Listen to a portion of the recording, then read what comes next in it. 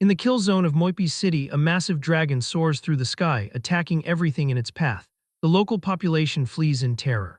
The frontline fighters wonder why such a beast appeared so suddenly until one of them recognizes White Knight, the player who traversed the national border without assistance. Zichuan, the guild master of the desolate Ghost Guild, reflects on how the gap in power is simply too vast, wondering if this represents the true capability of the Divine Dragon Empire's most powerful player. They recognize that Moipis cannot withstand the assault, as no one can believe an individual is capable of achieving this degree of devastation, yet that is exactly what is happening. The necromancer White Knight sits atop the dragon. He appears less like a player and more like a terrifying monster. White Knight commands his legion to move out, ordering them to devour everything and harvest even more power for him. Even now, his current strength is insufficient. He values the new life provided to him by the Myriad Worlds game and intends only to become stronger. He reflects on how he once possessed only one health point in a single year of lifespan, and though he stood at the edge of death, he managed to survive and advance to this very position. Months earlier on Blue Star, a girl began tampering with the medical devices while coldly telling him that if he dies, he should not come looking for her.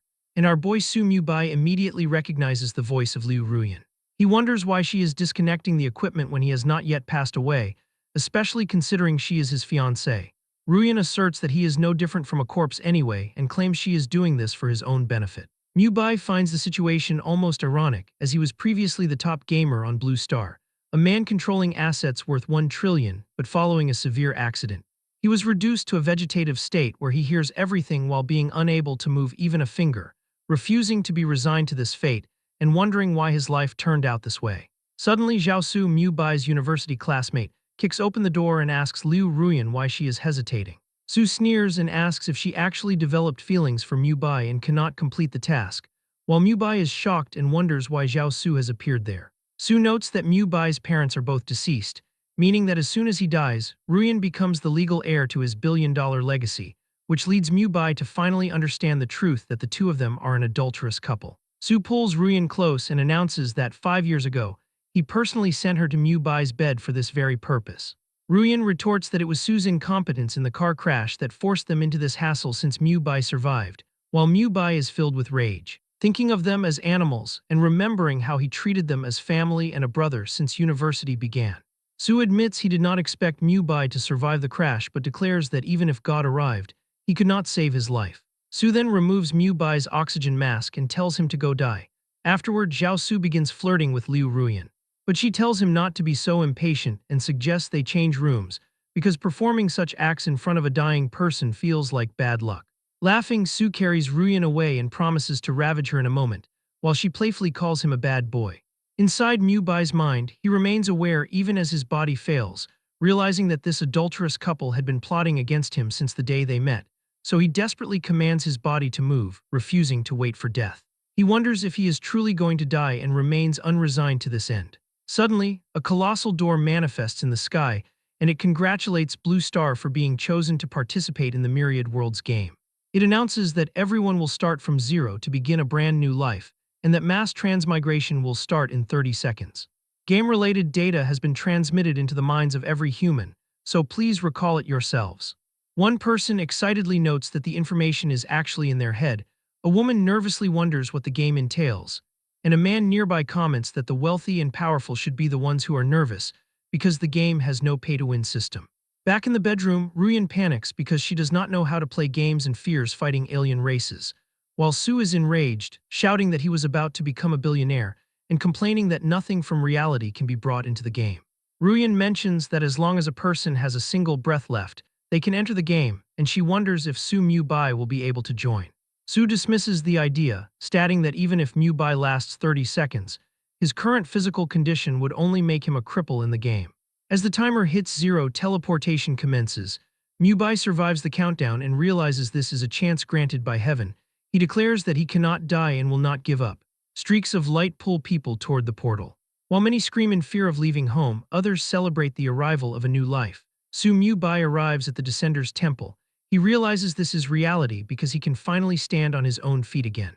A system welcomes Blue Star players and begins a body data scan, identifying him as a Descender and asking him to confirm his name as he reflects on how good it feels to be alive. He selects the name White Knight. The system confirms the name and begins his talent awakening. All players receive a talent ranging from F rank to SSS rank.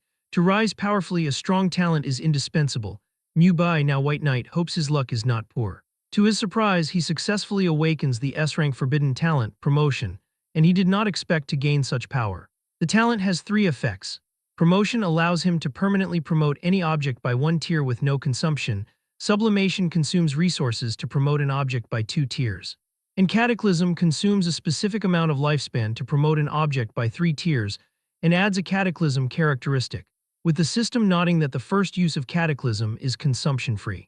When it comes time to select a class, he sees the categories of physical, magic, defense, and support, and wonders if he should be a warrior or a mage. However, the system detects that his initial attributes do not meet requirements and removes unselectable classes, leading him to ask what this means. The system reveals that based on his attributes, his only choice is Necromancer.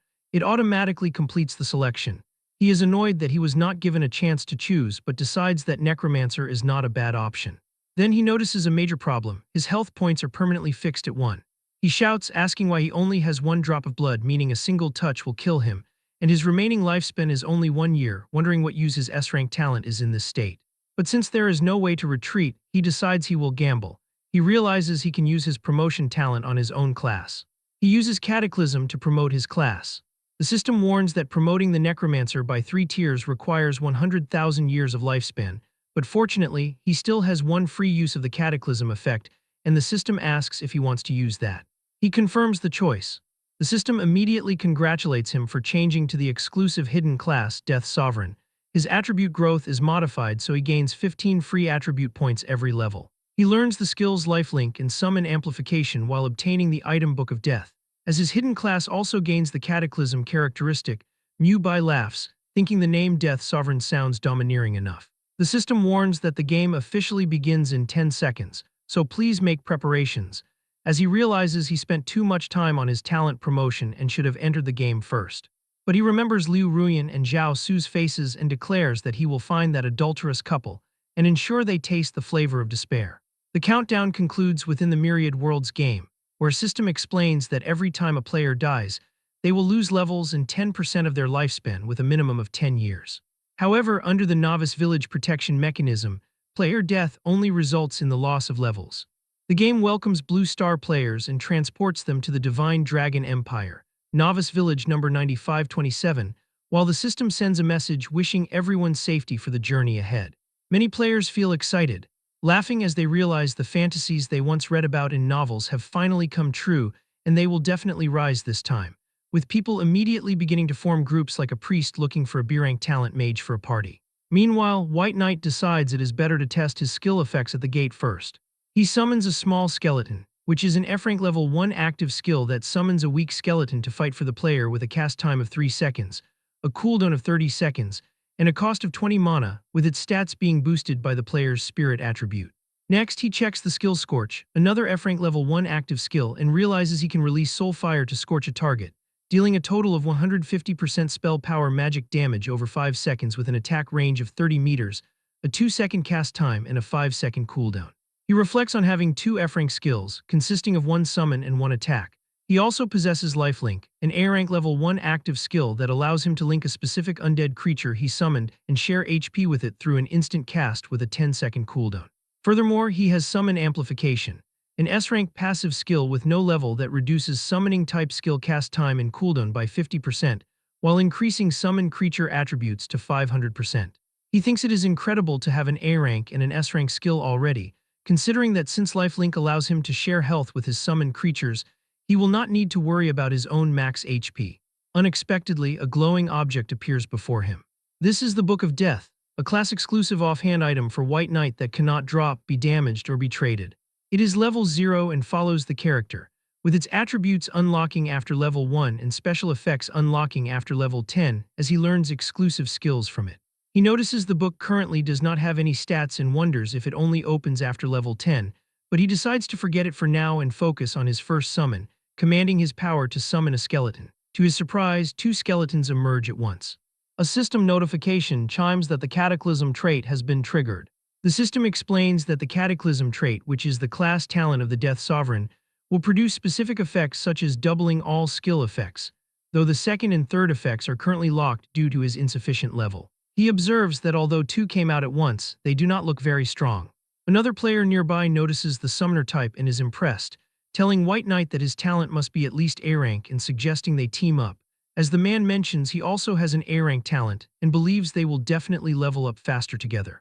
White Knight simply replies that he is sorry but likes grinding levels alone, leaving the man stunned, and as White Knight walks away, the stranger shouts for him to stop pretending and insults him, claiming a summoner type probably cannot even kill a free-range chicken.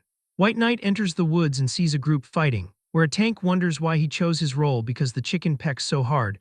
A companion tells him to hurry and kill it. A mage sighs that he is worse than a level 1 chicken, and a frustrated player leaves for the village. The free-range chicken is level 1 with 100 HP, 10 attack, 5 physical defense, and 5 magic defense. As White Knight passes by with his summons, the players look on in envy, whispering that those two skeletons look very powerful and he must have awakened a good talent, while one teammate tells the others to stop envying and kill the chicken quickly. White Knight assures them he will not steal mobs from them, realizing that since he awakened such an overpowered class skill, he cannot just casually kill a chicken since it would be overkill. Suddenly, the bushes rustle and two creatures jump out. They are red-eyed rabbits, which are level 2 with 150 HP, 15 attack, 7 physical defense, and 7 magic defense. And as a warning note mentions they jump up to hit a man's junk, White Knight thinks that being rammed by this guy must hurt a lot. The rabbits strike the skeletons, dealing 13 and 15 damage. White Knight is glad he does not have to do it himself, and since no one else is here, he decides to summon a few more and let them test the firepower. He orders his skeletons to hack away with all their might. A skeleton slashes and kills a rabbit, and as the system announces he gained an extra 50% level gap bonus with 3 experience points, he thinks the speed is okay and he should hit level 1 very soon.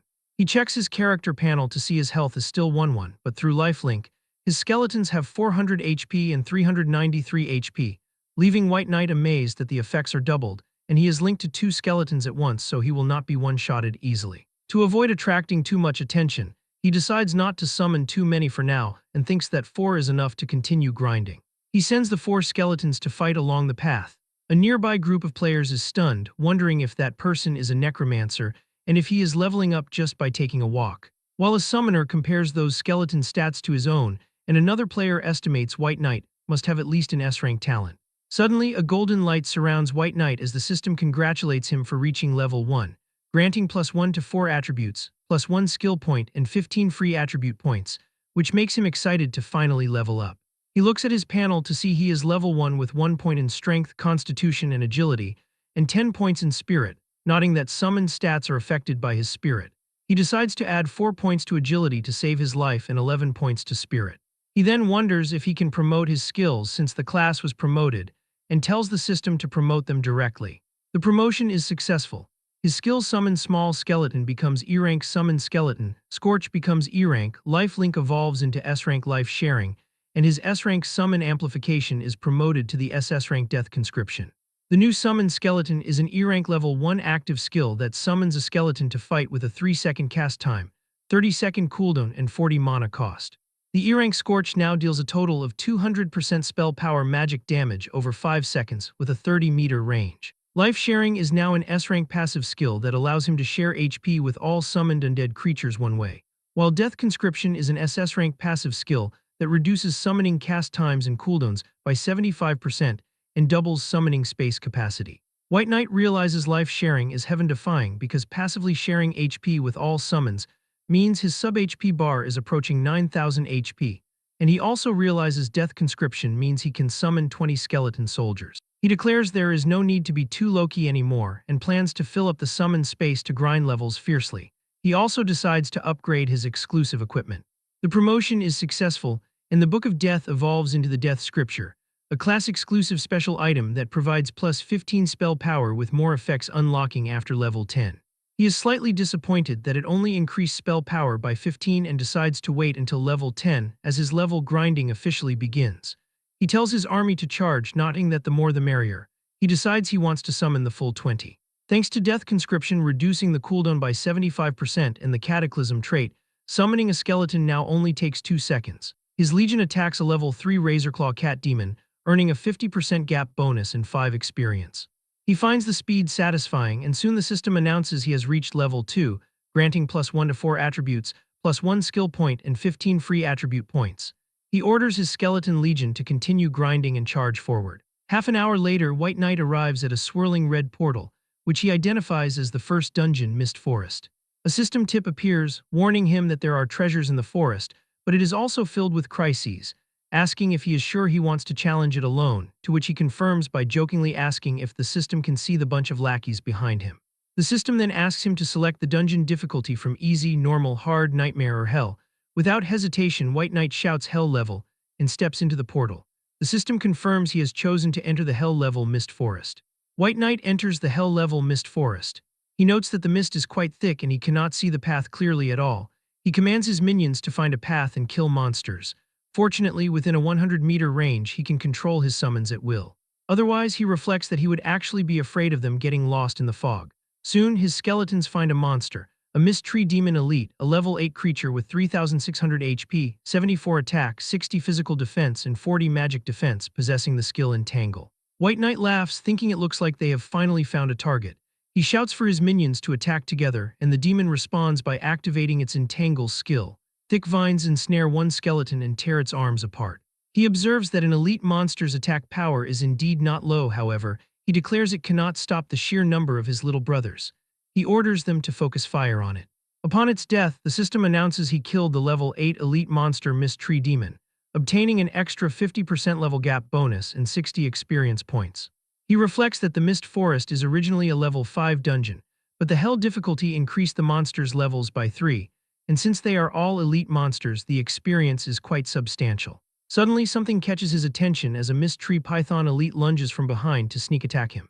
He quickly jumps aside to dodge the strike from this level 8 monster, which has 3,000 HP, 108 attack, 52 physical defense, 30 magic defense, and the skill Strangle. The system notes that these pythons specialize in wrapping their prey tightly. White Knight mocks the creature for trying to sneak attack him and vows to roast it for a meal as he lifts his staff to cast Scorch, dealing 98 and 101 damage. His skeletons roar and rush in to finish the job. The python quickly falls, and after killing the level 8 elite monster Mist Tree Python, he gains another 50% level gap bonus and 60 experience points. He considers that although his current spirit attribute is 3 times that of an ordinary necromancer, his spells still aren't as fierce as his skeleton little brothers, and equipment drops from the corpse. It is a tree python belt, a piece of level 5 black iron grade leather armor with 30 durability, 9 armor, and 2 constitution, and the system suggests imagining a giant python wrapped around his waist.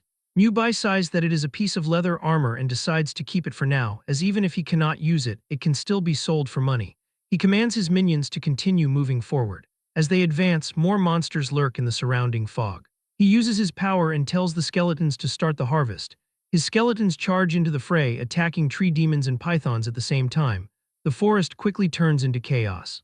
The system dings, congratulating White Knight for reaching level 5, which grants him 1 point and 4 attributes, 1 skill point, and 15 free attribute points. He laughs, celebrating that he finally leveled up and obtained black iron grade equipment including a wooden wand, a snake fang short dagger, and tree python leather armor, along with E-rank skill books for Entangle and Strangle. He thinks the wand seems usable for a bit, but nothing else is useful, so he decides to upgrade them later and sell them. He checks his attribute panel to see he is level 5 with 51 agility, 108 spirit, 1 HP mana at 6,480, and spell power at 409, with skills including E-rank Summon Skeleton and Scorch, S-rank Life Sharing, and SS-rank Death Conscription. He is equipped with the wooden wand and his class-exclusive Death Scripture, though his remaining lifespan is still less than 1 year, noting that the wand's stats are too poor and he needs to find a better weapon later. Suddenly, the Death Scripture levels up. It now provides 75 spell power and 25 to all attributes while also granting a 100% damage increase against undead creatures, an effect that his summons also receive, with special effects unlocking after level 10. White Knight is pleased, noting that he can learn exclusive Death Sovereign skills from the book once he meets the requirements. He calls for everyone to come out and get ready to work, and with his new equipment, he feels ready to challenge the boss. He tells his minions to go see the boss's strength. He encounters a silver-grade boss and 2 reinforced elites, thinking the hell level difficulty is indeed quite interesting. The Mist Tree Python King is a level 8 silver-grade boss with 88,000 HP, 327 attack, 136 physical defense, and 98 magic defense, flanked by 2 Mist Tree Python guards, level 8 reinforced elites with 8,350 HP and 198 attack. White Knight notes the boss alone has over 80,000 HP plus 2 guards and wonders if the little brothers can hold out, but he decides to just attack directly and see. He commands his minions to charge. As skeletons and monsters fight, the Python King lunges and instantly kills one skeleton, which shocks White Knight as he realizes the attack power is indeed terrifying. However, he declares that even with high attack, the boss cannot withstand his skeleton sea tactic. He orders them to slash fiercely. The skeleton army destroys the guards, and for each level 8 reinforced elite monster killed, he earns a 50% level gap bonus and 180 experience points. With the guards dealt with, he tells the little brothers to focus fire on the boss as he gathers energy in his hand to attack. But as it hits the Python King, nothing happens to it because the attack was weak, and the Python King becomes even angrier. White Knight wonders if his own damage is a bit shameful. The Python King roars in anger and bites down, killing another skeleton. White Knight shouts as he sees his summons falling. He wonders if it is about to use its ultimate move. The boss spits out green venom directly toward him. White Knight is surprised that the boss has such a high IQ and came straight for him. The poison hits him directly, but he chuckles, reflecting that he has life sharing, which makes his HP bar's upper limit over 100,000, and asks the boss how its little damage could possibly hurt him. He charges forward and casts Scorch. His army continues their relentless assault until the massive creature finally collapses. He receives an extra 50% experience bonus for killing the level 8 Silvergrade boss Mist Tree Python King, totaling 14,400 experience points. Mubai cheers that the first kill was easily secured. The system dings, congratulating White Knight for becoming the first player in Novice Village number 9527 to solo kill a boss, granting him 1 basic life soul stone and 1 gold coin, while another notification follows, congratulating him for being the first to solo kill a Silvergrade boss, and rewarding him with 5 basic life soul stones and 5 gold coins. The system issues a notification throughout Novice Village number 9527, announcing that White Knight has become the first player to solo kill a Silvergrade boss. The message encourages all players to learn from him so they may also obtain rich rewards, though the local players find this news difficult to believe. Some express curiosity regarding who White Knight is and what kind of freakish talent he awakened, assuming his talent must be at least S rank or possibly even SS rank, as they argue it is absolutely impossible to solo kill a Silvergrade boss so quickly otherwise. One player is filled with rage at the massive gap between people, while another complains that the Myriad Worlds game is too unbalanced. He says they barely struggled to kill a small mob while this person is already solo killing bosses, and another player sighs, admitting he did not expect to be cannon fodder after transmigrating. In another part of the woods, a woman realizes that solo killing a boss triggers a system announcement, and reflects that if she had known, she would have let Maple Leaf Xiaoxiao solo kill that Black Iron Grade boss himself. Maple Leaf Xiaoxiao tells her it does not matter and notes that there will be opportunities later. Xiaoxiao admits that White Knight is stronger than him and acknowledges that he is no match for a Silvergrade boss right now. The woman, Wealthy World, points out that Xiaoxiao already awakened an S-rank talent, yet White Knight is still stronger, wondering if White Knight's talent is actually SS rank, which Xiaoxiao thinks is very likely. Away, the team's tank, suggests that they try inviting him, while Cotton Candy, a mage with the appearance of a small child, notes that an SS rank talent is too strong and wonders if he would even agree to join them. Wealthy World declares she will try anyway, nodding there has not been a man yet who could refuse her invitation. Meanwhile, White Knight is suddenly bombarded with friend requests and wonders why so many of them popped up all of a sudden. He decides he does not have time to deal with them all and rejects them. He then examines a basic life soul stone, a special item that increases lifespan by 30 days upon absorption, though upon death, he would lose 1/10 of his lifespan with a minimum loss of 3 days, making him wonder if this is an item that can actually increase lifespan. He decides to promote those stones first, and upon doing so he obtains an intermediate life soul stone, a special item that increases lifespan by 120 days. He would lose 1/10 of that life with a minimum loss of 12 days, but he laughs, realizing the promotion actually worked. He calculates that 6 intermediate life soul stones equal almost 2 years of life, thinking this joy of getting things for free is simply addictive, and deciding he needs to get more life soul stones. He looks at 2 skill books he received but realizes neither is for his use, and as he checks other equipment pieces, he notes that only the poison ring is somewhat useful, so he decides to promote it. The promotion is successful, and he obtains a venomous ring, a gold-grade accessory with 100 durability that provides 30 spell power, 10 agility, and 10 spirit.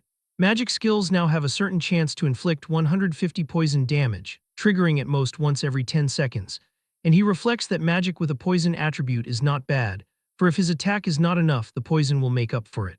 White Knight then notices that many of his skeletons died just fighting a beginner boss and realizes these skeletons are not strong enough. Now that he has gold coins, he decides he should now sublimate the summon skeleton skill again. He brings up the skill menu, which offers to promote to Tier 1, sublimate to Tier 2, or cataclysm to Tier 3, and he chooses to sublimate. The system asks him to confirm the consumption of 5 gold coins to overwrite the previous promotion effects. He thinks 5 gold coins is really expensive, but he tells himself that money used can be earned again and orders the system to sublimate for him. The system announces that his F-rank skill, Summon Small Skeleton, has been successfully sublimated into the D-rank skill, Summon Skeleton Soldier. This D-rank level 6 active skill allows him to summon a skeleton warrior or skeleton archer to fight, featuring a 3-second cast time, a 30-second cooldown, and a cost of 200 mana points, with stats boosted by the player's spirit attribute. He is very pleased with the skeleton archer and thinks those 5 gold coins were well spent, so he summons his new minions, calling them little cuties. The skeleton archer has 637 strength, constitution, and agility, possessing 6,370 HP and 764 attack with 319 physical defense. Its skill is Double Shot, an E-rank level 6 skill that instantly fires 2 arrows to deal 90% physical damage each with a 30-second cooldown. And he notes that since it converted to the archer class, its agility bonus is significantly increased. Meanwhile, the skeleton warrior also has 637 strength, constitution, and agility, 7,644 HP, and 956 attack with 319 physical defense. Its skill is Heavy Strike, an E-rank level 6 skill that deals 175% physical damage with a 30-second cooldown, as its strength bonus is significantly increased due to the warrior class conversion. White Knight thinks these stats are finally decent, and his Scourge army finally looks the part, so he orders his minions to continue exploring for him. As they scatter, they encounter a Goblin Elite, a level 8 monster with 2,800 HP, 96 attack, 58 physical defense, and 45 magic defense. It possesses the skill Throw, so he orders his ranged units to focus fire on one first. Arrows strike the goblin's head, killing it instantly. He receives an extra 50% experience bonus and 60 experience points, noting that his speed has indeed increased a lot and realizing he needs to switch to a higher level area to farm monsters. Back in the village, players are recruiting for squads requiring A-rank talents or above. A man suddenly announces that he is preparing to establish the Hegemony Guild and asks if anyone wants to join, but other players mock him, asking who he is to recruit people right after entering the game and if he is actually awesome. The man reveals his S-rank exclusive talent skill called Born Leader, which allows him to establish a guild for free, granting members a 20% experience bonus, 20% monster drop bonus, and a 20% attack and spell power bonus. He explains that the stronger the guild's overall strength, the greater the boost. The players are shocked and immediately begin pleading to join him one by one. Their excitement is interrupted by a server-wide pinned message from Wealthy World, who sends a message to White Knight asking him to accept her friend request to discuss important matters. The players are stunned that someone spent 10 gold coins to send a message. One player grumbles that he killed dozens of monsters and does not even have 100 copper coins, while this spendthrift used 10 gold. And the man with the guild wonders where Wealthy World got so many gold coins and how strong White Knight really is. White Knight sees the message and notes that using 10 gold coins to find him makes her truly filthy rich, so he decides to go meet her. After they become friends, Wealthy World asks if he is interested in joining her team. She offers to cover all equipment and skills while giving him 100 gold coins as a one-time payment, leaving White Knight amazed that she has 100 gold coins right after leaving the novice village. He asks her why he should trust her. Wealthy World replies that money is just a number to her and offers to let him sign a contract, saying that he can look at her SSS rank exclusive talent skill called God of Wealth. White Knight checks it. Its first effect is Money Tree, allowing her to shake the tree once a day to obtain 1 to 999 gold coins, and a chance for special treasures. The second effect is Wealth Rolls In, which increases the currency she carries by 1% daily. And finally, Income Only No Outgo ensures she will not drop any gold coins or items upon death. Seeing this, he thinks this God of Wealth talent is a bit too heaven-defying. White Knight reflects that with the SSS rank God of Wealth talent, making currency would be as effortless as lying down and printing gold, yet he considers that teaming up would be overly troublesome and increase the risk of his secrets being exposed. He decides it is safer to level up alone during these early stages and informs Wealthy World that he prefers to act alone. Wealthy World is offended that he dares to refuse her. Maple Leaf asks if he declined to join them, and she confirms he prefers to go solo, prompting Away to suggest they forget him since they can grind monsters themselves, while Cotton Candy notes that without superior equipment, their progress will be significantly slower. Then Wealthy World notices that White Knight has sent another message. He asks if she is interested in making a trade, and when she asks for details, he explains he has unused equipment and skill books her team needs, causing her to demand the price and offer to buy everything. He states the value is greater than she can imagine and promises to notify her once his business is concluded. To which Wealthy World agrees to await his notification and tells Maple Leaf he will have top-tier gear soon, while Away is pleased, noting that powerful gear will boost their grinding speed. The party encounters a wild boar leader, a level 5 bronze-grade boss with 23,800 health and 205 attack, whose skills include Tier, Barbaric Charge, and Wild Trample. Wealthy World asks Maple Leaf if he is confident in soloing it, and he says it will be no problem. She orders everyone to give their life recovery potions to him and instructs him to leave the party to secure the system announcement. Away is tasked with guarding the area to ensure no one disturbs the fight. Maple Leaf charges in. The boar deals 986 damage, but he suddenly jumps and attacks the monster from behind. The wild boar leader swings his weapon, but Maple Leaf dodges the strike, noting that it is strong but lacks speed. Wealthy World reflects that with his combat experience, solo killing the boss should not be a problem. Meanwhile, White Knight defeats a level 8 silver-grade boss, the Goblin Leader, gaining a 50% experience bonus and 14,400 points. As having a legion of lackeys makes moving through the Mist Forest effortless, and the system announces he has reached level 6, granting 1 point to all attributes and 15 free points. He notes that picking up loot is a bit tiring. He finds a reinforced bone shield but considers it useless with his life diversion skill. And he also finds a mist cloak, a level 5 gold grade item that lowers aggro, though he thinks it is too ugly even though it provides 28 physical defense and 20 magic defense.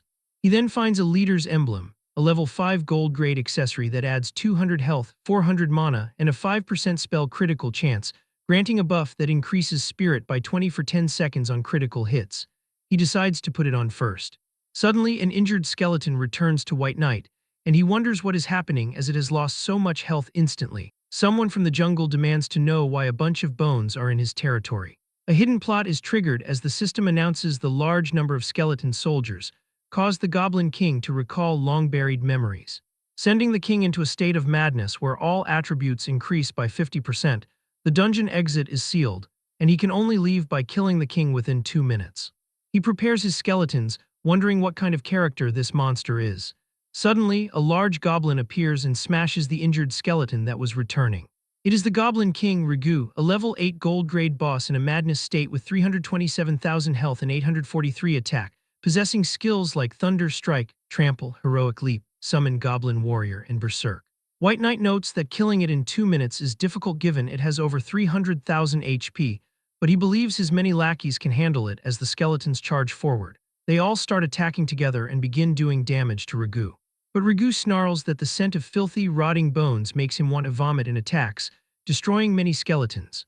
White Knight observes that the damage is high enough to instantly kill a normal level 5 player. He declares it is too bad for the boss that it had run into him. The Goblin King growled in annoyance when it realized that he had tried to sneak up on it. Meanwhile, the skeleton archer continued firing arrows and dealing steady damage. The Goblin King finally decided to target the archer, which was exactly what White Knight wanted. Finally, the Goblin King had enough and summoned the warriors of its race, ordering them to smash those filthy bones into fragments for their king. Goblin warriors began pouring out of a portal. These warriors are also in a madness state, having 13,500 health and 279 attack, and their skill is Powerful Strike. White Knight realizes this is becoming a bit tricky. Rigu grows furious at the necromancer standing before him, and declares that he has already taken his clansmen and hidden them in the Mist Forest, demanding to know why White Knight will not let him go. Rigu roars for his warriors to crush them as he uses Heroic Leap to slam into the ground, creating a powerful shock wave that craters the earth while White Knight manages to step aside just in time.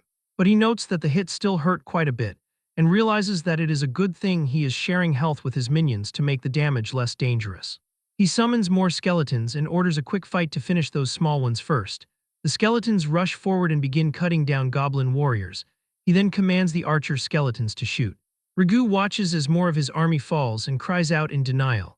Rigu roars that this king will absolutely not become a slave again and will not be defeated. At that moment, Rigu enters a berserk state, and the system reveals that his attack power and speed have increased by 50%, while both his physical and magic defenses have decreased by 50%. White Knight simply looks at the raging boss and declares that he is a noob talking too much nonsense. Suddenly, a system announcement rings out, stating that Maple Leaf Xiaoxiao has become the first player to solo kill a bronze-grade boss, making him realize the first kill announcement has been stolen. But he decides to forget it because he cannot lose the big picture for small gains and launches his attack. He orders all his skeletons to attack and charge. The skeletons cut down all the goblin warriors and the boss is killed by White Knight's attack. The overwhelming numbers finally bring the boss down. The system announces that White Knight killed the level 8 gold grade boss Ragu, granting a 50% experience bonus for 43,200 points as he reaches level 7. Gaining attribute and skill points while being rewarded with 12 basic life soul stones and 12 gold coins, noting the extra rewards for soloing a gold-grade boss. He looks around and wonders why there are no drops, considering if it could be related to a hidden plot. Meanwhile, a man wearing full armor has just obtained a treasure and laughs, declaring it increases lifespan while his guild members flatter him as the #1 expert in Novice Village, number 9527. When the announcement for Maple Leaf Xiaoxiao appears, one member claims he is just lucky and decides to find a gold boss, making the guild master wonder if they think he can kill anything. Right then, another announcement appears stating White Knight solo killed a gold-grade boss. The man in armor wonders what kind of talent White Knight actually awakened, and if it could be SSS rank. On the other side of the forest, Maple Leaf comments that this person's strength is truly terrifying. Wealthy World tells him it is fine and that the Myriad Worlds game has just begun, so there is plenty of time to catch up, reminding him that she is there. Maple Leaf then tells the group it is time to go see the first dungeon. Back with White Knight, a system notifies him that because he killed Ragu within 2 minutes, he successfully triggered the hidden plot Ragu's Nightmare, which increases the Mist Forest dungeon difficulty to disaster grade. Suddenly, a thick mist flows out of the boss's mouth. He wonders what the situation is and what is going on. The mist shows visions of goblins living until they are imprisoned and burned alive, a scene he finds tragic. He then recognizes the small skeleton he summoned at the very beginning appearing in the vision. He realizes the small skeleton was once a goblin when he was alive. Ragu's body begins glowing and transforms into Skeleton King Ragu, a level 10 dark gold grade boss in an insane state with 1,800,000 health, 4,215 attack power, 780 physical defense, and 675 magic defense, possessing a wide array of deadly skills as one of the most successful works of ancient necromancers. Ragu reflects that in the end he could not escape the fate of becoming undead. Ragu calls for his warriors to fight for him as their souls form his blade. White Knight stares at the monster and wonders if this is something that can even appear in a novice village. Ragu unleashes lightning and his own summons appear, including level 10 skeleton warriors, mages, and archers with enhanced stats and skills boosted by the Aura of the Dead, which increases attributes by 20%. He notes their combat power is catching up to his minions as Ragu points his sword at White Knight and declares that all enemies will become undead just like them. White Knight wonders if the system is serious and asks how they can fight when the attack power is so high. A system announces that Ragu's Nightmare has officially started, disabling protection and warning that if White Knight dies, he will lose a minimum of 10 years of his lifespan, making him wonder if his journey is ending here. Ragu unleashes Thunder Heavy Strike, dealing massive damage of 9527, 10,086, and 10,010 to White Knight's skeletons. White Knight curses the situation and blocks the thunder attack. He then commands his little skeletons to aim at the scums and fire. White Knight realizes that with his current mana pool, he is limited to summoning 20 skeleton warriors, but he considers that this will be insufficient because the enemy's defense is far too high. He reflects on the need to upgrade the skill to another tier, and since no safe option remains, he decides to risk everything by planning to consume the stones first to determine how much lifespan the Cataclysm promotion requires. He successfully absorbs 15 intermediate life soul stones, resulting in a system notification stating his lifespan is now less than 6 years, while the system clarify that once the skill undergoes Cataclysm to C rank, 3 branches will appear: Summon Skeleton Warrior, Summon Skeleton Archer, and Summon Skeleton Mage, asking him to select the direction.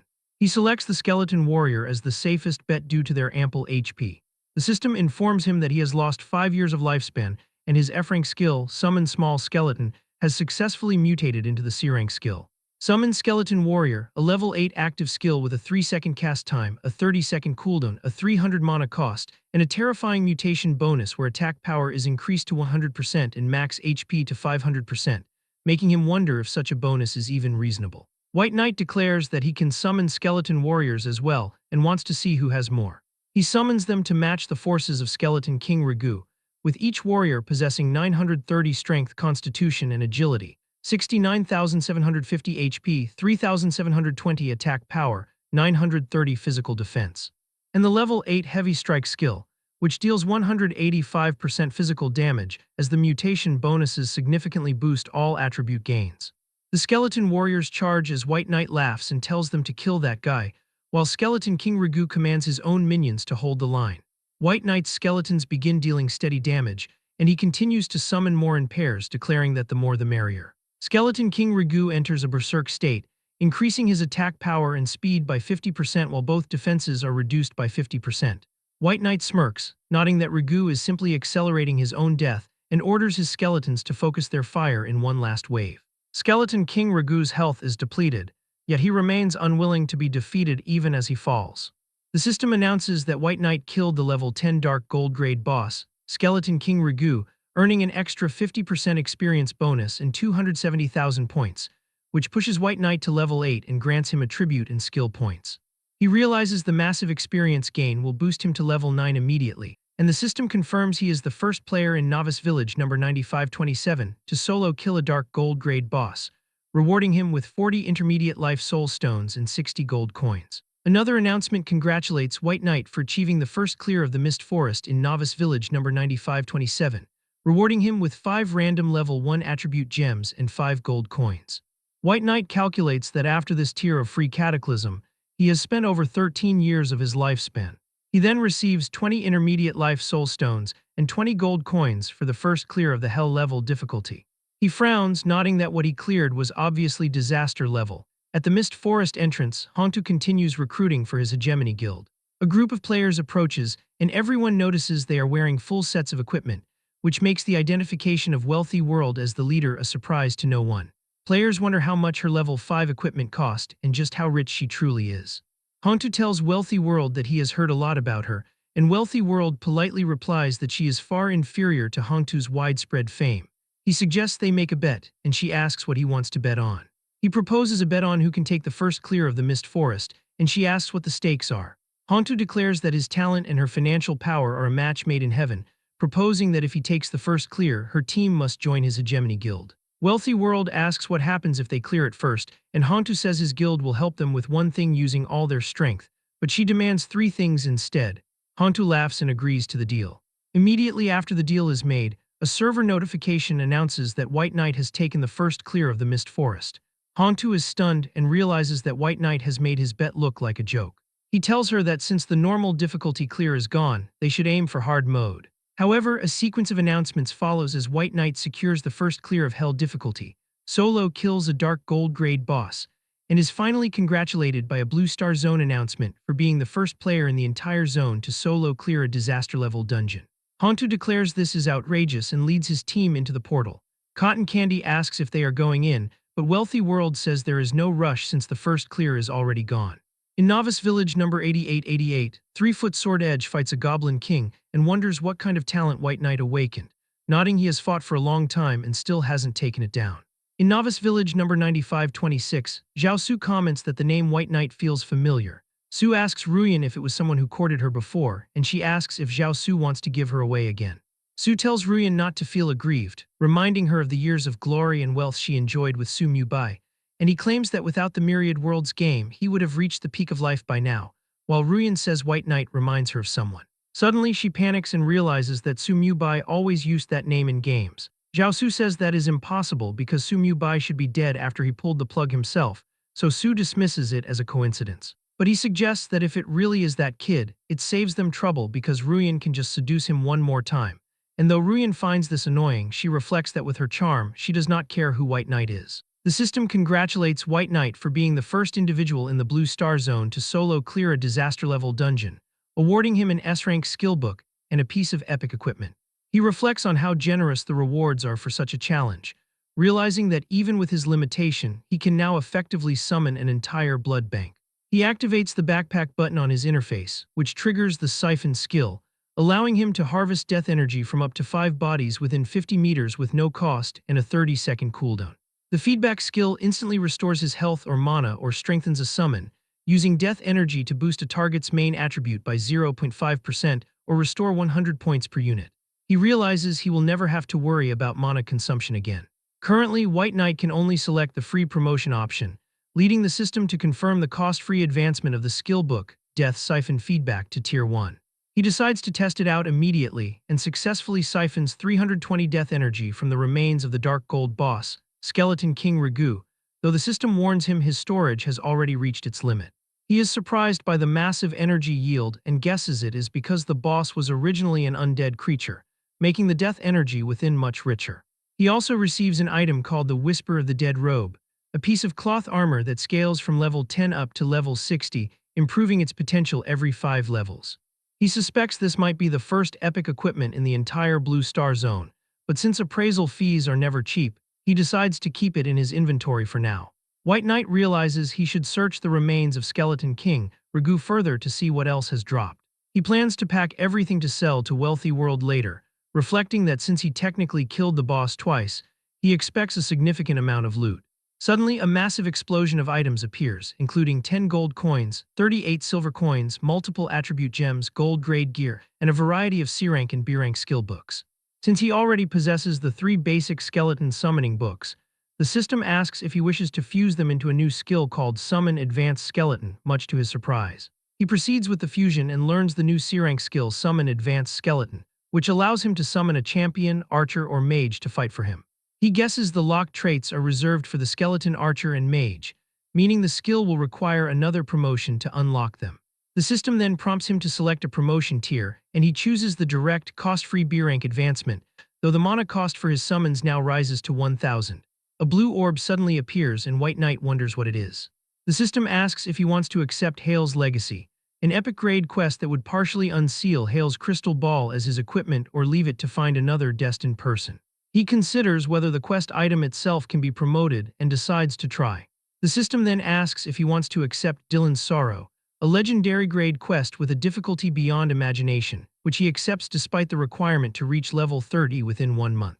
The item will reveal its true name after being fully unsealed, providing massive spell power and a 30% critical rate boost, though its final abilities remain unknown for now. White Knight mentally notes how strong the spell critical bonus is.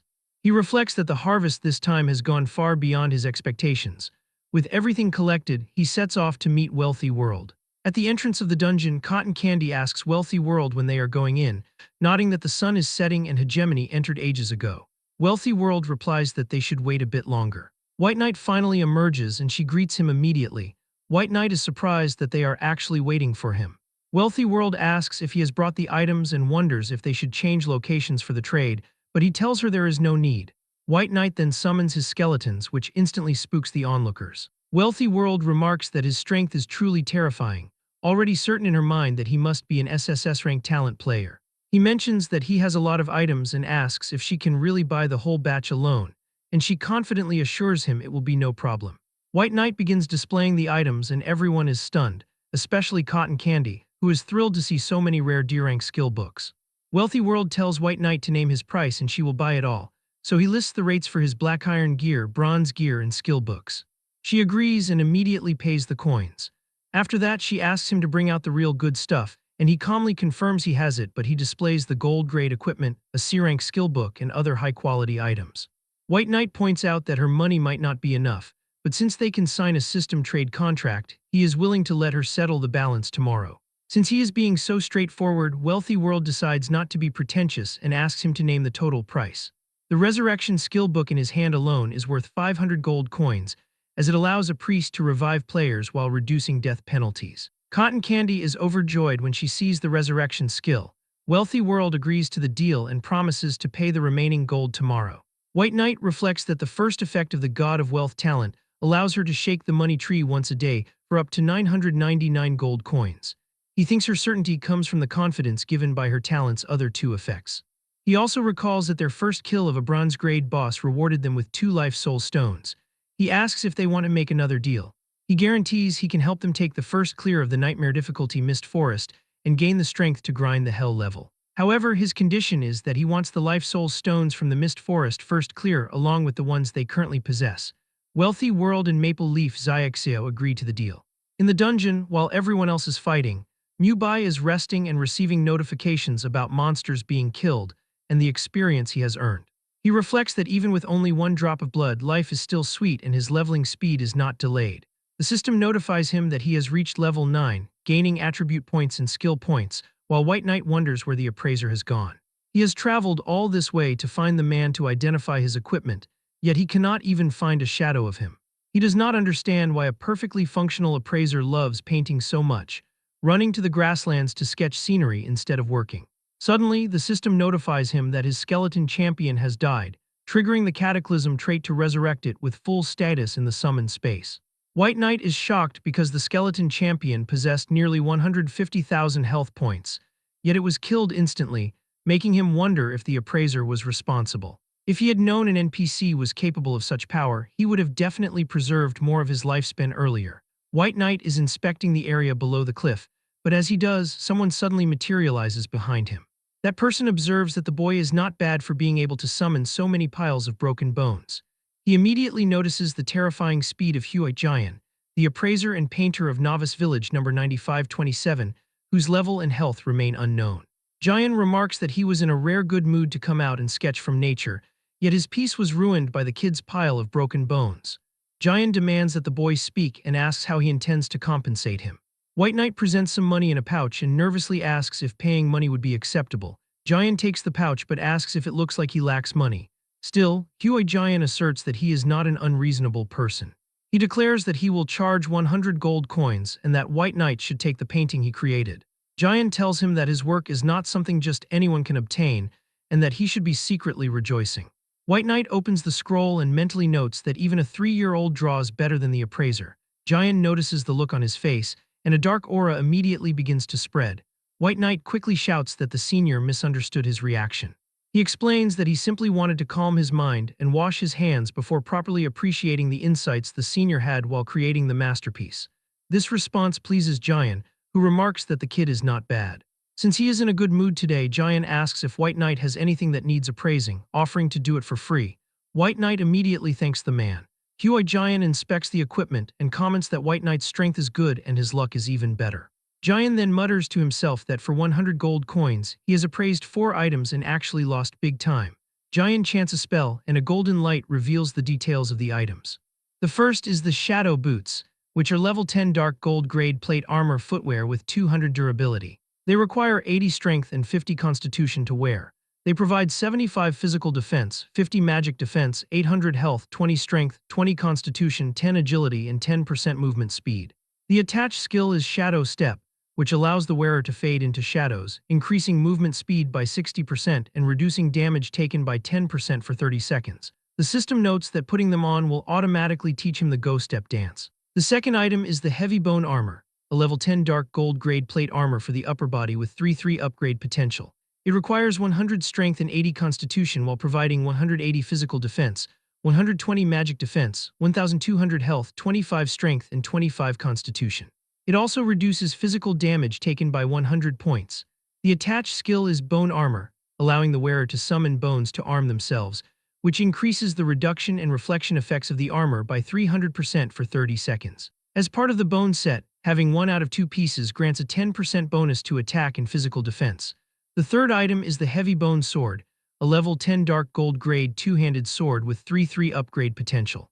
It requires 120 strength and grants 288 attack and 50 strength while dealing 30% splash damage. Its attached skill is Powerful Strike, which gives attacks a certain chance to trigger triple damage. The final item is the Necklace of the Dead, a level 10 dark gold grade accessory with 200 durability. It requires 100 spirit and provides 80 spell power, 500 health, 1000 mana, 30 spirit, 10 constitution, and 10 agility. Its attacks apply a curse effect, reducing a target's dual defenses by 100 points, and summoned creatures can also trigger this effect. The attached skill is the Dead, a fear-type passive that reduces negative status effects on the wearer by 50%. Huai Jian tells White Knight that in normal times, just one of these would cost 100 gold to appraise, meaning he got a huge bargain. He warns him to keep his bones away and not disturb his sketching again. White Knight asks the senior to wait, which annoys Jian further. Jian asks if he still has dark gold equipment and grumbles about agreeing to appraise things for free. To his shock, White Knight presents an epic grade item. He claims he was just lucky. This item is the Robes of the Dead's Whisper. He thinks that since dark gold appraisal fees are so high, this epic one must be even more expensive, so he must grab this free chance. Giant keeps his word about it being free, but admits his appraisal technique level is too low to appraise such an item. White Knight is stunned, and Giant explains that he is just a novice village's part-time appraiser, so it is reasonable that he cannot handle epic-grade equipment. White Knight realizes the old man's logic makes sense. Giant then offers to teach him the appraisal technique. White Knight is excited, realizing he will not have to spend money on appraisals in the future, but Giant says he must pay tuition first and raises 5 fingers. White Knight guesses the price is 500 coins. Giant confirms it is 500 ancient gold coins. These were the first batch of coins ever minted and have ceased circulation, but their value to collectors far exceeds ordinary gold. White Knight remembers that when copper coins undergo promotion, they become ancient copper coins, and he has some in his backpack. He wonders if gold coins would also become ancient gold coins if they were promoted. The system notifies White Knight that Giant has added him as a friend. He accepts the hidden mission to collect 500 ancient gold coins for Giant to receive the basic appraisal technique skill. As the old man prepares to leave, White Knight asks him to stay once more. Giant yells in frustration, asking what the kid wants now. White Knight presents a large bag, and Giant's eyes go wide when he sees it is full of ancient coins. White Knight asks if he can be taught the technique now. Giant laughs, saying the good kid really gave him a surprise. White Knight completes the hidden mission and receives the basic appraisal technique skill book. Giant tells him that when he has 10,000 ancient gold coins, he should contact him again for another surprise. White Knight accepts the next hidden mission for 10,000 coins, though the reward is currently unknown. He finds the old man interesting and reflects that a basic technique cannot satisfy him. He uses promotion and obtains the intermediate appraisal technique, earning the title of intermediate appraiser. His proficiency starts at 0. As his proficiency increases, his success rate will slightly improve. For dark gold items, his success rate is 60%, but for epic items it is only 10%. The skill has a 5-second cast time, a 60-second cooldown, and consumes 1,000 mana.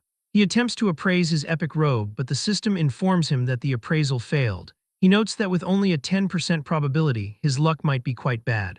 He refuses to believe he will stay unlucky forever and continues to try until the system repeatedly declares that the appraisal has failed. He eventually gives up for the moment. Suddenly, a notification announces he has discovered a wild treasure chest. He reflects that today is full of surprises and thinks that if a high-level monster guards the chest, he has hit the jackpot. He arrives to find the chest guarded by a pack of wolves. He commands his boys to come out and work. His skeletons charge forward and attack the wolves. A massive wolf lets out a howl and many more wolves appear. White Knight realizes he is being ganged up on. He also summons more skeletons and says, "Let's see who has more people." The skeletons engage the pack in a brutal fight, and shortly after they defeat the lead wolf and it falls onto the ground. White Knight mocks the lead wolf, nodding that he had not even lined up his main skeletons before the beast was already dead. The system announces he killed a level 10 reinforced elite prairie vicious wolf, gaining 450 experience points. He also killed the level 10 silver grade boss prairie wolf king, earning 36,000 experience points. He receives 1 gold coin and 38 silver coins, along with a level 1 agility gem and a basic skill book. The system congratulates White Knight for reaching level 10, granting him 15 free attribute points. He also becomes the first player in the Blue Star Zone to reach level 10, earning the title Far Ahead. He wonders if wild treasure chests can be promoted. He tries to use promotion on the chest, and the system announces that the promotion was successful. He can't believe it actually worked. White Knight opens the chest and obtains a gold-grade weapon called the Withered Wood Staff. He also finds a gold-grade treasure map. He reflects that the rewards are a bit sparse with only 2 items, but the map quickly captures his interest. The system explains that following the gold-grade treasure map's guidance will lead him to a gold-grade treasure chest, and asks if he wishes to use the map to mark the hunting route on his system map. Nodding, the destination coordinates are located outside the novice village. At that moment, the system notifies White Knight that since his level has reached the novice village limit at level 10, he must proceed to his affiliated city. He realizes he will no longer gain experience points if he stays. He decides he will find the village chief first, but determines he should casually promote the treasure map while he is at it. After using promotion, he obtains a dark gold grade treasure map. The system updates the destination coordinates to the area near Jinxie City to start the treasure hunt. He reflects that this route is far too distant and would require him to go abroad, meaning he cannot reach it for now. Meanwhile, Hontu leads the Hegemony Guild out of the dungeon, as a system announcement confirms they achieved the first clear of the hard difficulty, Land of Mist dungeon. Hantu declares they should get ready to tackle nightmare difficulty immediately. However, another system notification rings out, congratulating Wealthy World for leading a squad to the first clear of the nightmare difficulty, Land of Mist dungeon. Hantu is shocked that they actually beat him to it and asks how they cleared nightmare difficulty so quickly. Wealthy World simply tells him she has good luck. Hantu hears people talking and grows angry, wondering why White Knight sold equipment and skill books only to Wealthy World. He declares that since White Knight dares to go against him, he will definitely make him pay. Wealthy World tells her team to rest for a bit, as they will farm hell level in a while. Suddenly, a Blue Star Zone announcement congratulates the Divine Dragon Empire player White Knight for becoming the first player in the Blue Star Zone to reach level 10. Because of this, the Novice Village level leaderboard opens. The leaderboard shows White Knight in first place at level 10 with no faction. Maple Leaf Xiaoxiao is second at level 5. Away is third at level 5. Hard to Wake Up is fourth at level 5. Wealthy World is fifth at level 5. Cotton Candy is sixth at level 5. Grand Hegemony of the Hegemony Guild is 7th, One Sword Seal's Throat is 8th, Turkey Flavor Rice Crust is 9th, and Milky White Snow is 10th. Hantu is visibly angry at these rankings. Cotton Candy tells her boss that White Knight levels up way too fast. Maple Leaf reflects that it is like watching someone ride a rocket, nodding that White Knight was level 8 while they were only level 5 during their trade. Wealthy World decides they should send over the Life Soul Stones now that they have obtained them. She reflects that it is necessary to build a good relationship with someone like White Knight. She tells her team they can move freely while she goes back for a bit. She meets with White Knight and hands over 10 basic Life Soul Stones from the first clear reward. She tells him she hopes he will remember her first if he has good items in the future, promising to satisfy him regarding the price. The system notifies White Knight that his contract with Wealthy World has been fulfilled. White Knight tells her that as long as she has money, there will be no shortage of goods. As he starts walking, he suggests she contact him again once she leaves the Novice Village. White Knight then arrives at a small house, thinking this should be the place. The village chief appears and remarks that he did not expect a descender to reach level 10 so quickly. White Knight tells him he wants to leave the Novice Village. The chief declares that the God-forbidden land will eventually belong to the descenders anyway and tells White Knight to follow him. He leads White Knight to a glowing teleportation circle and explains their village is affiliated with East Sea City. It is one of the 10 great level 1 main cities of the Divine Dragon Empire, and also the most prosperous coastal city in the empire. The chief tells him that arriving at East Sea City is where the real beginning lies. White Knight thanks the chief and promises to return to repay him if fate allows. After he leaves, the chief reflects on the coming chaotic times and wonders how many people will die this time. Elsewhere, Zhao Su asks Ruyan if she thinks White Knight might really be Su Mu Bai. Ruyan declares she does not care who he is. She says that as long as she meets him, he will absolutely not escape her hand. At the same time, White Knight finishes his teleportation to East Sea City. He thinks that this world is way too realistic. He feels a bit disappointed that leaving the Novice Village did not even have a reward. Suddenly, the system notifies him that the Death Scripture has increased to level 10. The Death Scripture is a profession-exclusive special item that cannot be dropped or traded. At level 10, it provides 300 spell power, 100 to all attributes, and increases damage dealt by undead creatures by 100%. The system explains the Soul Siphon special effect, where targets killed by him or his summons have a portion of their soul power absorbed. Wild monsters killed by him have their respawn time doubled, and players killed by him suffer double penalties, including lifespan loss. Opening the second special effect requires 1,000 soul points in level 30. White Knight reflects that a double death penalty and exclusive skills are interesting. He opens the book as a new skill Death Gaze triggers. White Knight groans at the damnably painful feeling of impending death as he learns Death Gaze. This is an SSS rank, level 1 active skill. It deals true damage equal to 50% of spell power per second for 10 seconds. Creatures he gazes upon are continuously affected by fear.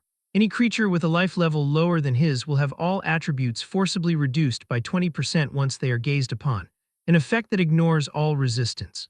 Furthermore, creatures killed by Death Gaze suffer extreme pain and enter a 40% weakened state for 12 hours after resurrection. The skill is instant cast with a 60-second cooldown and a 100-meter range. White Knight thinks on the true damage per second and the potential for the promotion trait to double the damage and range. He jokingly wonders if staring at people until they die is a bit perverted. Suddenly, someone appears behind him and says that he did not expect a descender to awaken this kind of power. He tells White Knight he is very lucky but also very unlucky. White Knight asks who he is. The man is Sidhu Jai, the city lord of East Sea City and elder of the Divine Dragon Hall. White Knight notes that he is another person so strong he cannot even see their level. White Knight politely greets City Lord Sidhu. Sidhu Jai observes that the young man truly carries the power of death and notes he has officially changed classes to a sovereign class profession. Sidhu remarks that such a profession should not have appeared in the God-forbidden land. White Knight is surprised that Sidhu sees through his hidden profession. Sidhu sighs that it is a pity because when White Knight takes that step, the path will be far more difficult than other sovereign professions. White Knight asks what that means. Sidhu declares that he should consider this a test through him, offering information regarding the Death Sovereign if he succeeds. The system notifies White Knight that he has obtained the quest item Medal of the Forgotten and has accepted the epic grade mission Sidhu's test. The mission content requires him to clear the Land of the Forgotten and reach 100% exploration rate. White Knight realizes there is no failure penalty and wonders if he just picked up an epic grade mission for free. But as he looks up, Sidhu vanishes, leaving him confused. Suddenly, a 5-minute countdown for teleportation to the Land of the Forgotten begins. White Knight panics, complaining that the system is not giving him any preparation time. He was planning to socket gems into his equipment first. He runs through the area, asking any kind soul to tell him where the teleportation array is located. White Knight enters the Land of the Forgotten. The system reminds him that the epic grade mission has officially started, and he must clear the land within 72 hours while reaching 100% exploration. He decides he better hurry up and summon his minions. Otherwise, he will not feel safe. His skeletons start coming out and he examines his skeleton mage, which has 5080 spirit, 580 agility, and 580 constitution. It has 20,640 HP and 10,160 spell power. Its level 9 fireball skill deals magic damage equal to 220% of its spell power with a 1.5 second cast time. White Knight is pleased, noting that minions with fireball have even fiercer firepower. Out of nowhere, skeletons start coming out from the ground. It is a group of level 20 skeletons with 5,000 HP and 210 attack power. White Knight thinks that even if the whole town turned into skeletons, there could not be this many. He orders all forces to attack. He earns experience points for the kills, noting that these level 20 monsters give as much as 10 wild bison gave. He decides to try his new skill, Death Gaze. As he activates Death Gaze, every skeleton he sees is destroyed because of the massive damage. White Knight notes that although they are skeletons, they possess souls. He tells himself he will not be polite and decides to fill up his mana first. He opens his death scripture and sees that his current soul points are 0. He is confused, thinking he definitely siphoned the souls of the enemies. A voice suddenly echoes, explaining that this is the Land of the Forgotten, where they suffered a curse when they were alive and their souls have been locked there. A figure appears, introducing himself as Road, one of the Forgotten. Road is a level 20 special elite soul form with 100,000 HP who is immune to physical damage. White Knight asks what he means by the curse. Road explains that to acquire souls he must lift the curse. White Knight asks how to do that. Road points toward a glowing light where a chained coffin sits. White Knight thinks the sight is really terrifying. As he gets closer to that coffin, he notices even his skeleton minions are scared. The system explains that a soul-locking coffin is there. It has a shield value of 1 million with 1,000 physical and magic defense. The system informs him that discovering the coffin increased his exploration rate by 2%, and destroying it will increase it by another 3%. However, a warning states that after destroying the coffin, a terrifying existence will be released. Road urges him to destroy it. White Knight commands his minions to smash it for him. The skeletons attack the coffin relentlessly until its HP goes to 0 and it explodes. Road screams that it is coming and the terrifying existence is coming out. A massive chained skeleton emerges. This is Neil, one of the Forgotten. He is a level 20 dark gold grade boss and a half-frost lick with 1,500,000 HP and 12,800 spell power. His skills include Frost Series, Undead Summoning, and Shadow Curse. The system notes he wanted to transform into a lick but obviously failed halfway. Neil roars at the outsider, accusing him of ruining his transformation. Road tells White Knight to run quickly. Neil observes that White Knight's body is filled with a thick death aura and declares that by absorbing the energy in his body, he will definitely succeed in the transformation. White Knight asks who gave him the confidence to say that. He orders his skeleton squad to get him and the skeleton army attacks. They hit Neil but nothing happens and they continue their attack. Neil says his high defense will protect him and believes only a few skeletons popped out. He smashes some skeletons, more arrows fly at him. Neil is shocked when he sees the sheer number of powerful undead creatures White Knight can summon. He activates Frost Shield and calls for his own servants. An abomination appears, a level 20 creature with 150,000 HP and 1,960 attack power. It is joined by ghouls, level 20 creatures with 80,000 HP and 1,580 attack power. White Knight complains about the rotting smell and decides he must let Neil experience his new skill. He activates Death Gaze. The system notes that because his life level is higher than his opponent's, all of Neil's attributes are reduced by 40%. White Knight wonders if the Death Sovereign profession increased his life level. Neil is horrified as his power fades, asking how this is possible. White Knight tells his skeleton squad to take the rotten fish and stinky shrimp and wipe them all out. He then comes near Neil, who is now trembling in fear, and attacks.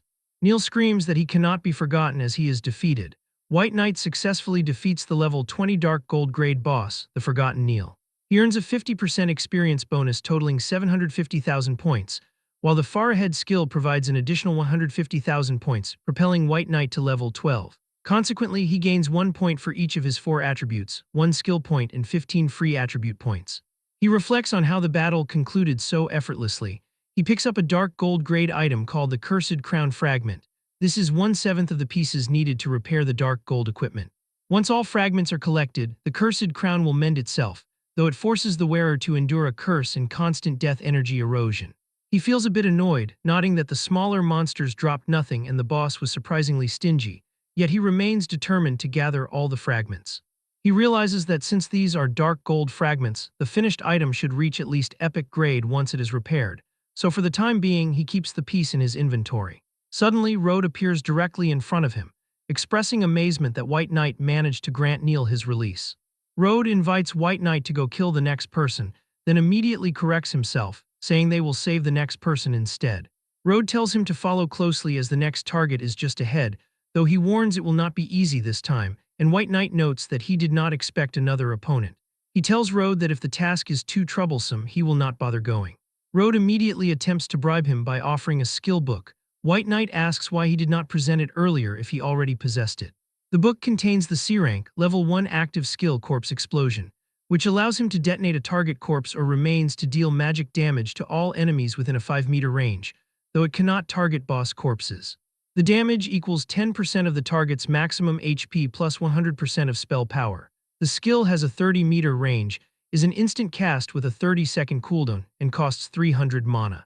White Knight recognizes this as a powerful area of effect skill and chooses to promote it immediately. It evolves into the B-rank skill Advanced Corpse Explosion, a version that detonates a corpse within a 10-meter range. The damage increases to 15% of the target's maximum HP plus 150% of spell power. The range expands to 50 meters with an instant cast and a 30-second cooldown, and the mana cost rises to 600. He tests the ability on an enemy. The resulting explosion covers a massive area. He is amazed at how the power is much stronger and the range wider than he anticipated. Road continues to praise him, but White Knight ignores the nonsense, feeling satisfied to finally have a reliable AoE skill. He considers that his speed for grinding monsters will increase significantly now. 1 hour later, he says that the Land of the Forgotten is quite big and eventually encounters the Forgotten Walter. This marks his 7th opponent. White Knight uses Advanced Corpse Explosion on the target. Walter refuses to go quietly, threatening that White Knight will eventually pay the price before he falls. Upon death, Walter drops loot.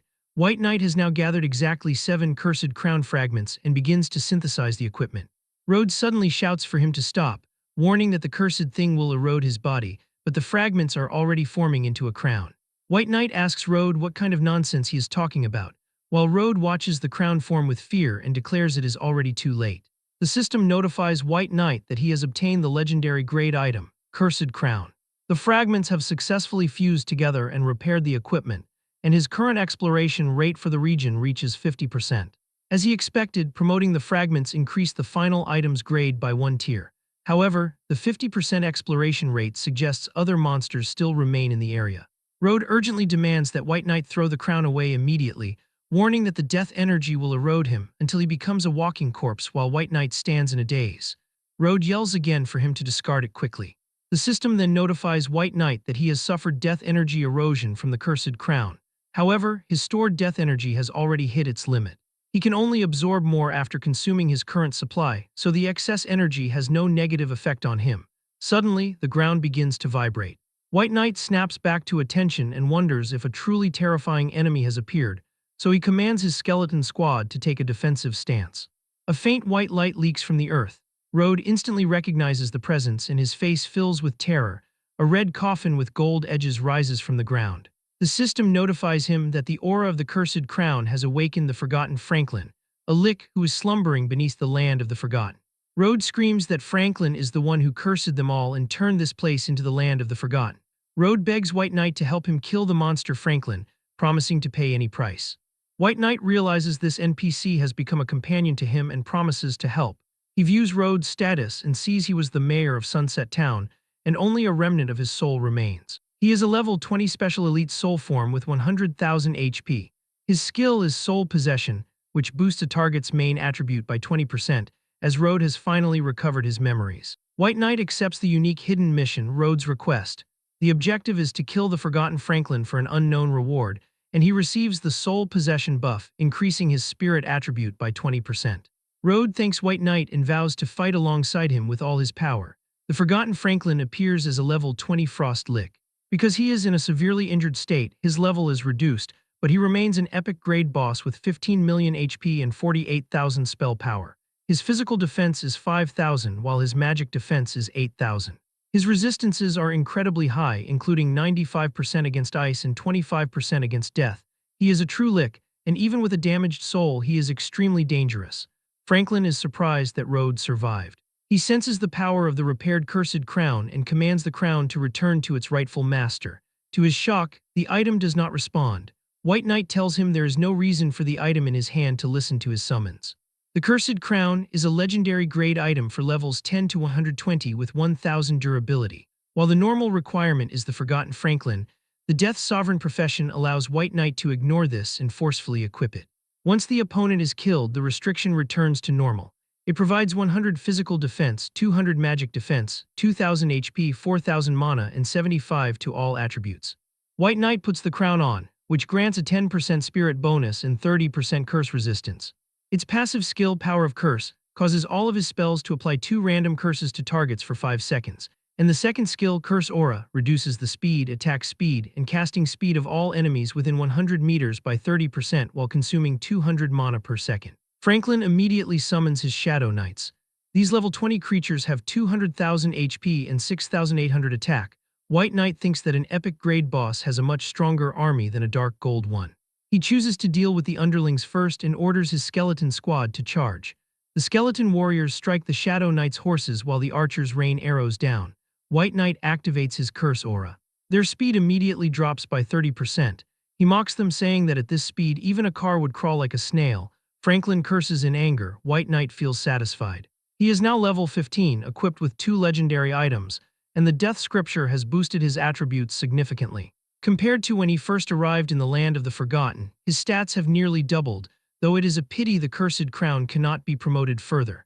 Franklin warns him that he is courting death. White Knight tells him he will not give him a chance to breathe and uses Death Gaze on Franklin. The system notifies that White Knight's life level is superior. As a result, he applies the Agony Curse, dealing shadow damage equal to 100% of his spell power every second for 5 seconds. Franklin collapses to his knees, his mind unable to grasp how his power has been surpassed. He trembles and asks exactly who he is, but White Knight looks down at him and declares that his name is something the Lick does not need to know. This cold dismissal enrages Franklin, who screams that a wretched human has no right to insult a great Lick. He vows that regardless of who his opponent is, he will be interred in the Land of the Forgotten this very day.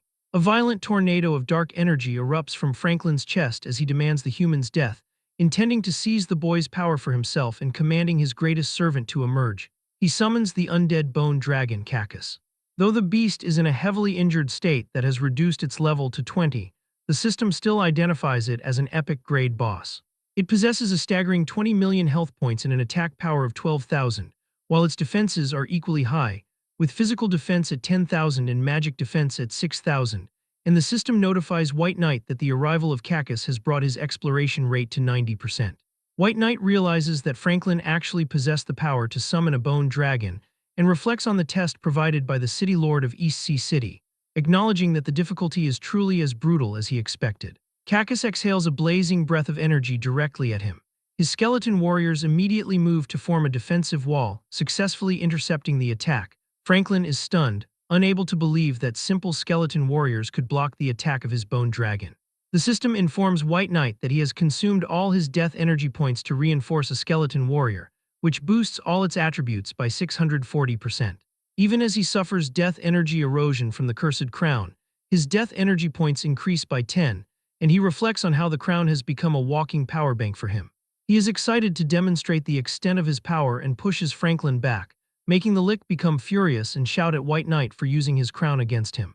Franklin unleashes a spell called Frost Hell and attacks White Knight, with the strike successfully hitting its mark this time. The Lick bursts into loud laughter after firing the death ray, fully expecting a fragile human body to die instantly. But White Knight is unharmed, and Franklin realizes that something is wrong as he understands that the human has learned life sharing, but he sneers that the skill is not without its flaws.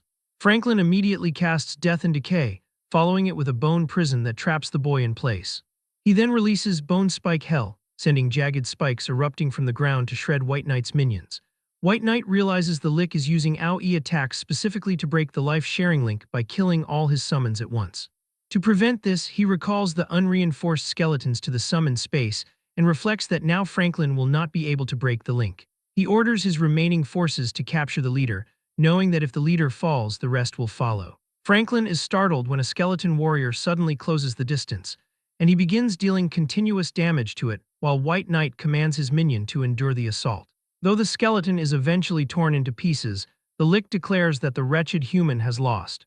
White Knight simply replies that he must be kidding and sends another skeleton, while the system notifies him that he has consumed more death energy points to reinforce a new skeleton.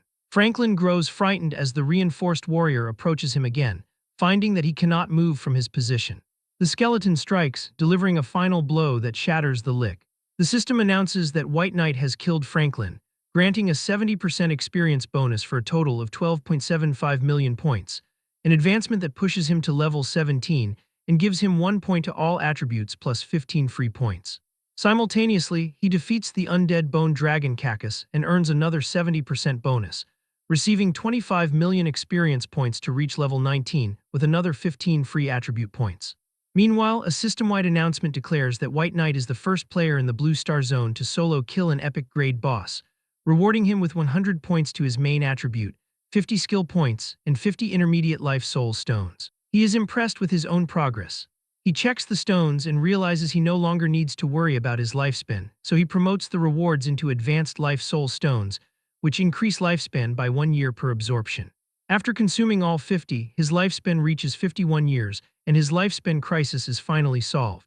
In the novice village, wealthy world realizes they must cling to White Knight as tightly as possible. Somewhere else, after seeing the announcement, Zhao Su tells Liu Ruyan that they need to leave the novice village immediately to meet this White Knight.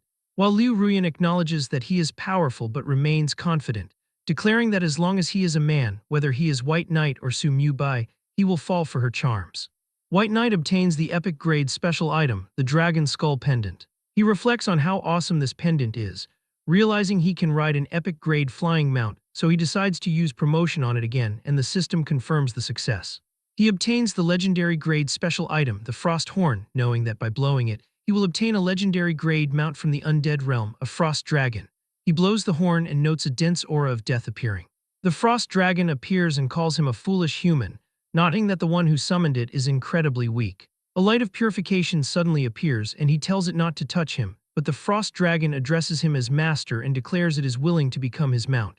Consequently, White Knight's mount space is unlocked, and he obtains the legendary grade mount, Frost Dragon.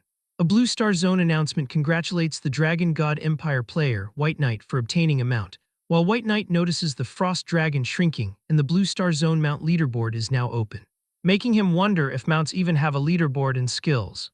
He checks the stats for his first place mount, which is a God tier advancement class at level 0, noting its maximum level cannot exceed the player's level by 10, its loyalty is 100 and it provides a 200% movement speed bonus. Meanwhile, its health is 1 million and grows with its level, and it has 20,000 mana and 80,000 spell power alongside 10,000 physical defense and 12,000 magic defense, while its elemental resistances include 80% ice, 70% water, 60% dark, and 40% others. Furthermore, its skills include Frost Dragon Breath, Dragon Might, and Size Reduction, and upon reaching a certain level, it will automatically comprehend more skills, as Frost Dragon Breath deals ice damage equal to 300% of spell power per second to targets within a 5-meter radius while applying slowing effects. Dragon Might covers all creatures within 1,000 meters to reduce attributes by 10% to 20% for those with lower life levels. And Size Reduction can facilitate combat or entry into inaccessible places, leaving White Knight wondering if this is the power of a mythical grade creature. In the distance, other players are shocked to see a Mount leaderboard, with one player exclaiming that White Knight actually has a mythical grade Frost Dragon, while another suspects that White Knight is not even playing the same game as them. Someone else tells the others not to compare themselves to White Knight, mentioning he just saw his boss, who is only level 3 with an F-rank talent, which makes the others feel much better and agree that he is right. White Knight is interrupted when Road shouts that he has sensed the location of the phylactery. White Knight asks where it is, and Road tells him it is right over there and to follow him. They arrive at Franklin's phylactery, an epic grade item with 1 million durability that the system explains was a life-saving item crafted with all of Franklin's effort during his peak to house his soul fire. As long as the phylactery is not destroyed, the lick will not die. White Knight reflects on how it has 1 million durability. But Road declares he wants to finish off this guy himself, while Franklin's voice laughs from the object and asks what a mere remnant soul can do to him. Road uses his power and tells Franklin that the clansman he devoured will tell him what his fate will be, shouting that Franklin's time to die has come as Franklin screams in terror while the item is destroyed. White Knight watches as the boss is finally finished. Road thanks White Knight for everything he has done for Sunset Town. The system notifies him that he obtained 1,000 soul points, and White Knight is credited for killing the soul of the level 20 epic boss, the Forgotten Franklin, gaining an extra 70% experience bonus, and reaching level 20 with increased attributes and 15 free points. Furthermore, he completes the hidden mission, Road's Request, obtaining 10 million experience and 1,000 gold coins as his exploration rate reaches 100%. And he finishes the epic grade mission, Sidujai's Test, which grants him 1,200 gold coins, 20 level 5 attribute gems, 10 epic grade Millennium Ice crystals, and 24 basic Destiny Soul stones as he notes his level is now 20. He arrives at the East Sea City Teleportation Plaza and notes there is still not a single player in the city, as it seems none of them have reached level 10 yet. White Knight decides he will test out his mount first. He calls for the Frost Dragon to come forth, and his little dragon jumps forward and it transforms into a massive dragon. White Knight declares it is time to find Sidujai and turn in the mission. White Knight flies through the sky on his mount. Sidujai watches this and tells the little guy that he has far exceeded expectations. White Knight greets the city lord. Sidujai tells Mubai to make his little pet shrink because his place cannot handle it, so White Knight makes the Frost Dragon small. Sidujai observes that White Knight's profession is not as simple as just a sovereign-class profession, making White Knight ask what he means and wonder if there is a difference among sovereign-class professions, though Sidujai says he is not entirely clear himself, but will answer some questions since the test is complete. He completed the epic grade mission, Sidujai's Test, yet White Knight thinks Sidujai is quite stingy because there are not any immediate mission rewards visible. Sidujai explains that in the myriad worlds, professions are divided into tiers, listing normal, hidden, advanced hidden, unique hidden, and finally exclusive hidden professions, noting that White Knight's Death Sovereign is the highest tier.